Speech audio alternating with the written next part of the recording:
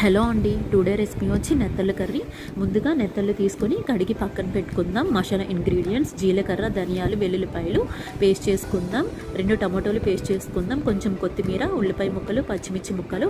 Stove మీద pan పెట్టి 2 spoons oil వేసుకుందాం. కట్ చేసుకున్న పచ్చిమిర్చి ముక్కలు, ఉల్లిపాయ ముక్కలు వేసుకొని ఫ్రై చేసుకుందాం. ఇలా ఉల్లిపాయ ముక్కలు అనేది కొంచెం ఫ్రై అయిన తర్వాత ఇందులోనే మసాలా పేస్ట్ని వేసుకొని మిక్స్ చేసుకుందాం. అలానే టమాటో ప్యూరీ కూడా వేసుకొని మిక్స్ చేసుకుందాం. ఒక హాఫ్ స్పూన్ పసుపు, 1.5 స్పూన్ కారం వేసుకుందాం. కల్లు ఉప్పు కూడా ఒక 1 స్పూన్ వేసుకొని మొత్తం మిక్స్ చేసుకుందాం. ఇందులోని ఒక 1 గ్లాస్ వాటర్ వేసుకుందాం. కడిగిన నెత్తళ్ళను ఇందులో వేసుకొని లైట్గా మిక్స్ చేసుకుందాం. ఈ నెత్తళ్ళు అనేది కొంచెం కుక్ అయిన తర్వాత కొంచెం కొత్తిమీర వేసుకుందాం. ఇప్పుడు మూత పెట్టి ఒక 5 మినిట్స్ కుక్ చేసుకుందాం. 5 మినిట్స్ అయిన తర్వాత కర్రీ అనేది ఇలా కుక్ అయ్యింది.